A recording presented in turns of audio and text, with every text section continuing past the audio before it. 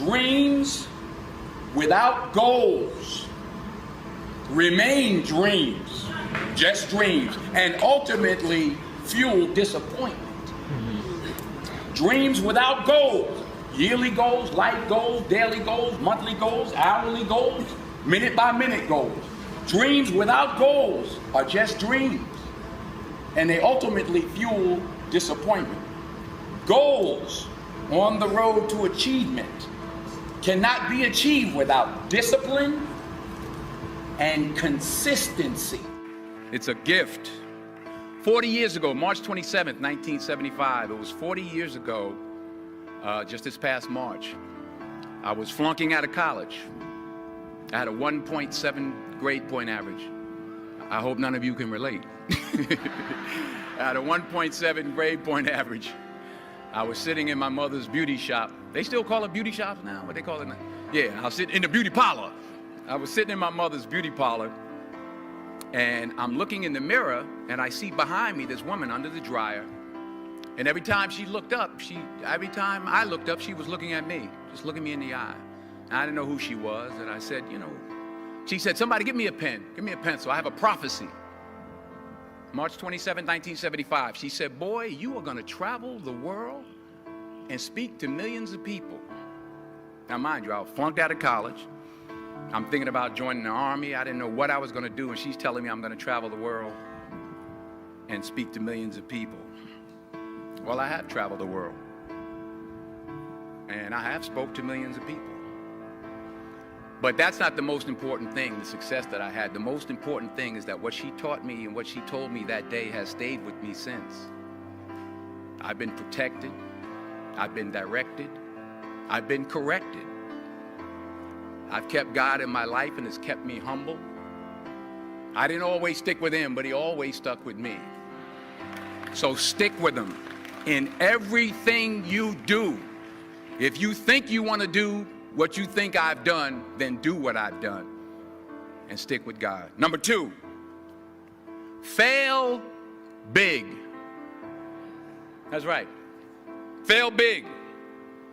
Today is the beginning of the rest of your life, and it can be very frightening. It's a new world out there. It's a mean world out there, and you only live once. So do what you feel passionate about. Take chances professionally.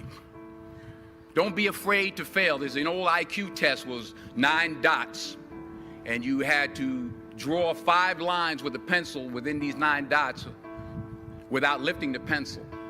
The only way to do it was to go outside the box. So don't be afraid to go outside the box. Don't be afraid to think outside the box. Don't be afraid to fail big, to dream big. But remember, dreams without goals are just dreams, and they ultimately fuel disappointment. So have dreams, but have goals. Life goals, yearly goals, monthly goals, daily goals. I try to give myself a goal every day. Sometimes it's just to not curse somebody out. Simple goals, but have goals.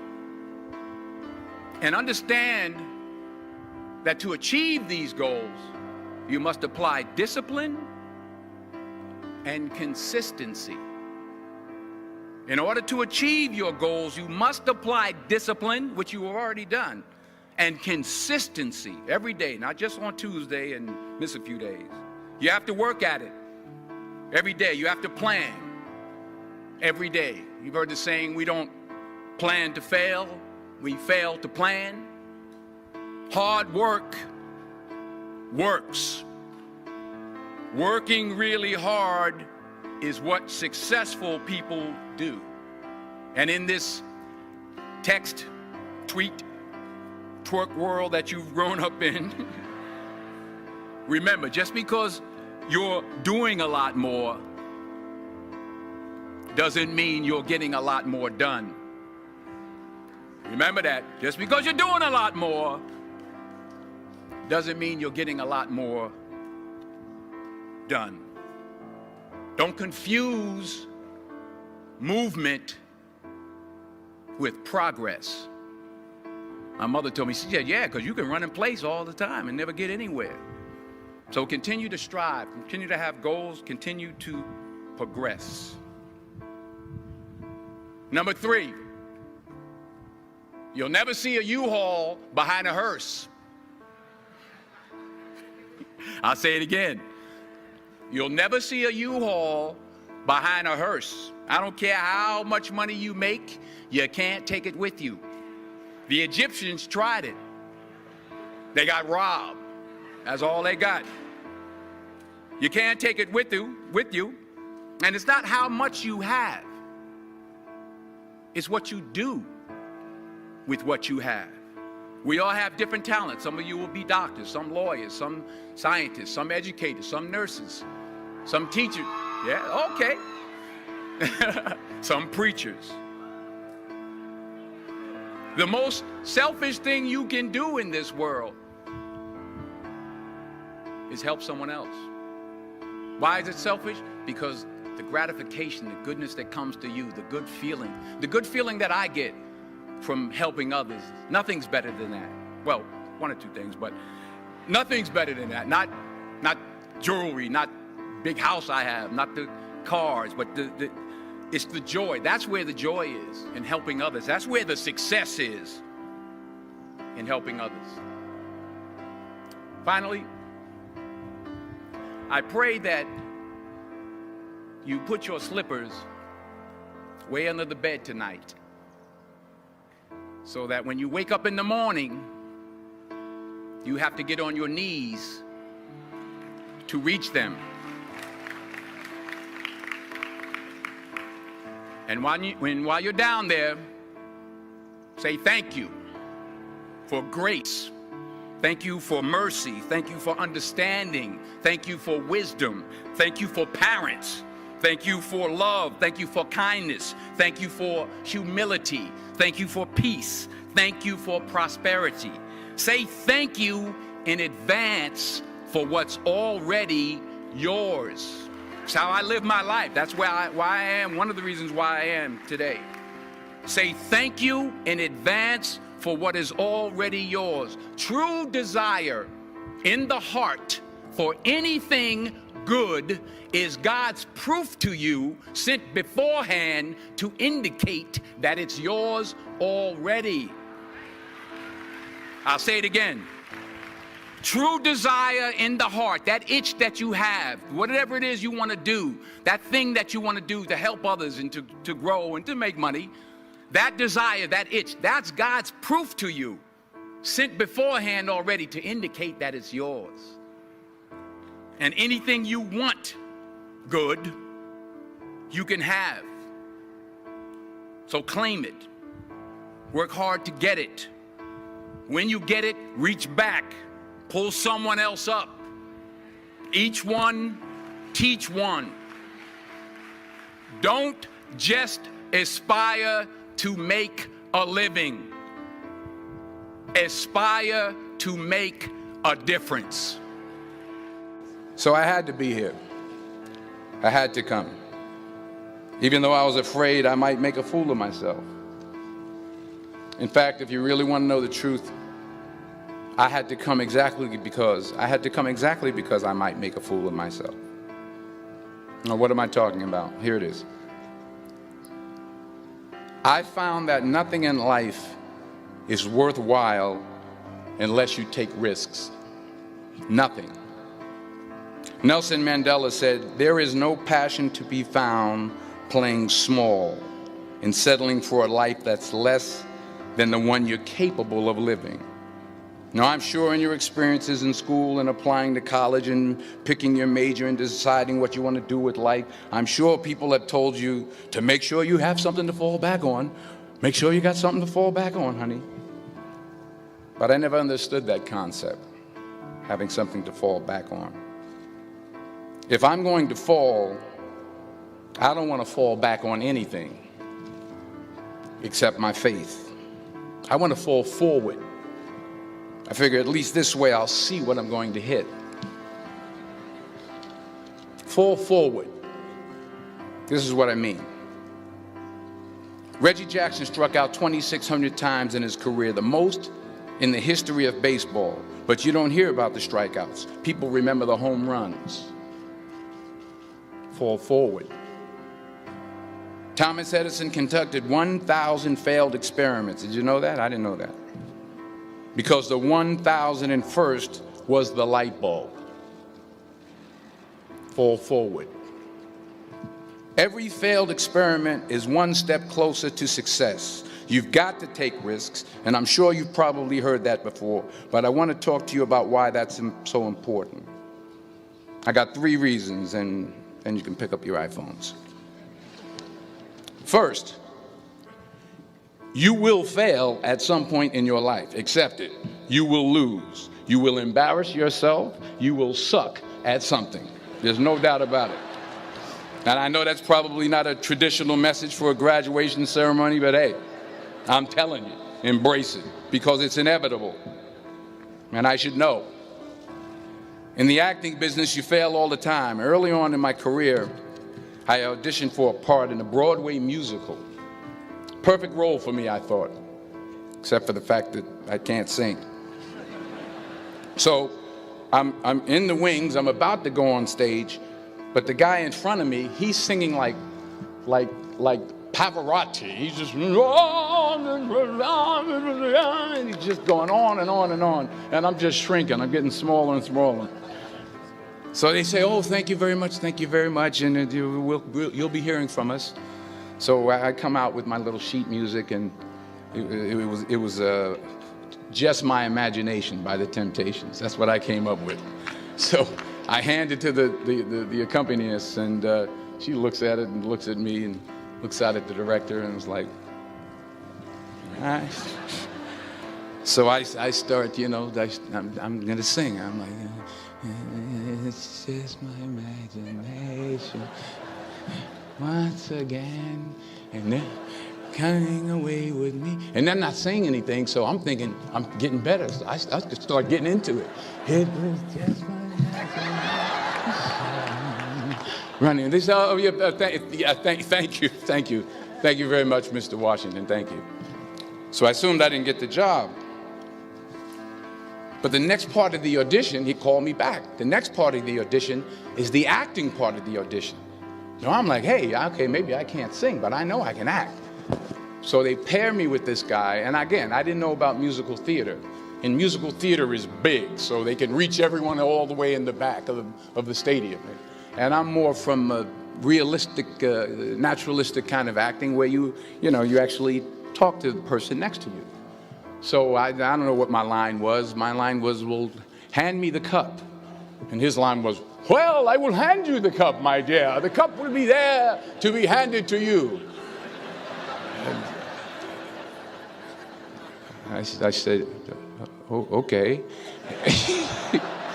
Well, should I give you the cup back? Oh, yes, you should give it back to me, because that is my cup and it should be given back to me. I didn't get the job. But here's the thing. I didn't quit. I didn't fall back. I walked out of there to prepare for the next audition, and the next audition, and the next audition. I prayed. I prayed, and I prayed. But I continued to fail, and fail, and fail. But it didn't matter, because you know what? There's an old saying, you hang around the barbershop long enough, sooner or later you're going to get a haircut. So you will catch a break, and I did catch a break. Last year, I did a play called Fences on Broadway. Someone talked about it. Won the Tony Award. And I didn't have to sing, by the way. But here's the kicker. It was at the Court Theater. It was at the same theater that I failed that first audition 30 years prior. The point is, and I'll pick up the pace, The point is, every graduate here today has the training and the talent to succeed. But do you have the guts to fail? Here's my second point about failure. If you don't fail, you're not even trying. I'll say it again. If you don't fail, you're not even trying. My wife told me this great expression. To get something you never had, you have to do something you never did. Les Brown's a motivational speaker. He made an analogy about this. He says, imagine you're on your deathbed, and standing around your deathbed are the ghosts representing your unfulfilled potential. The ghost of the ideas you never acted on. The ghost of the talents you didn't use. And they're standing around your bed, angry, disappointed, and upset. They say, we came to you because you could have brought us to life, they say. And now we have to go to the grave together. So I ask you today, how many ghosts are going to be around your bed when your time comes? You've invested a lot in your education, and people have invested in you. And let me tell you, the world needs your talents. Man, does it ever. I just got back from Africa like 2 days ago, so if I'm rambling on, it's because I'm jet lagged. I just got back from South Africa. It's a beautiful country, but there are places there with terrible poverty that need help. And Africa is just the tip of the iceberg. The Middle East needs your help. Japan needs your help. Alabama needs your help. Tennessee needs your help. Louisiana needs your help. Philadelphia needs your help. The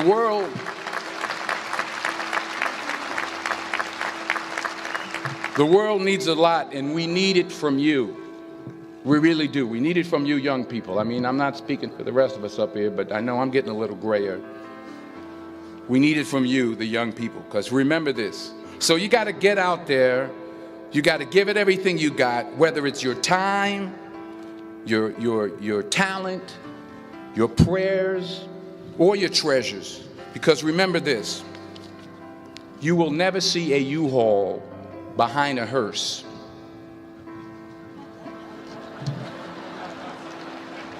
I'll say it again. You will never see a U-Haul behind a hearse. You can't take it with you.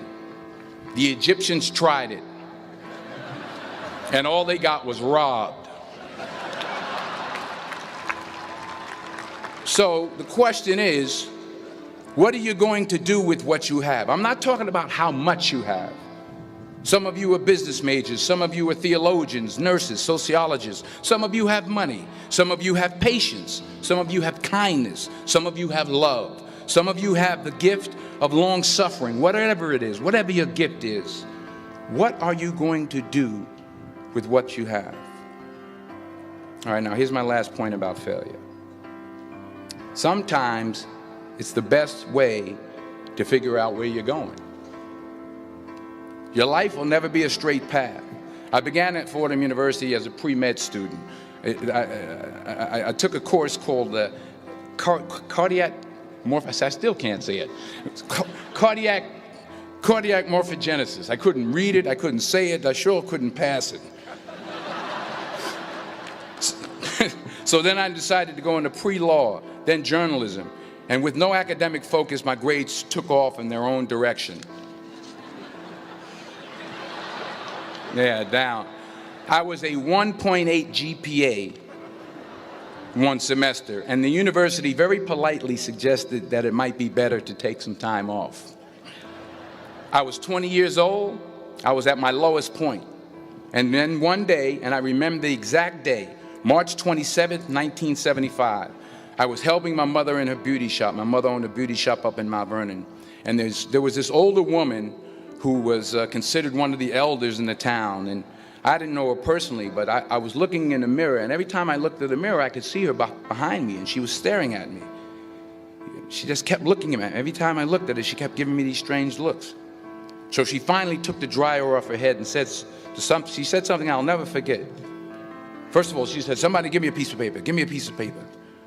She said, "Young boy, I have a prophecy, a spiritual prophecy." She said, "You are going to travel the world and speak to millions of people." Now, mind you, I'm 20 years old. I'm flunked out of school. In fact, like a wise ass, I'm thinking to myself, maybe she's got something in that crystal ball about me getting back into school next fall.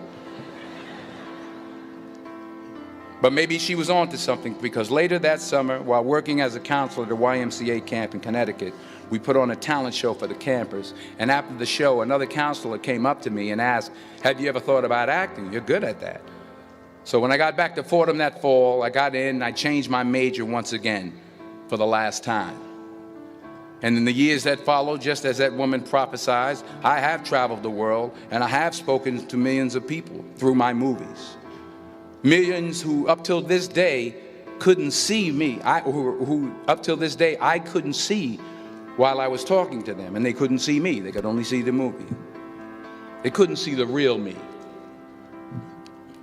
But I see you today, and I'm encouraged by what I see. And I'm strengthened by what I see. And I love what I see.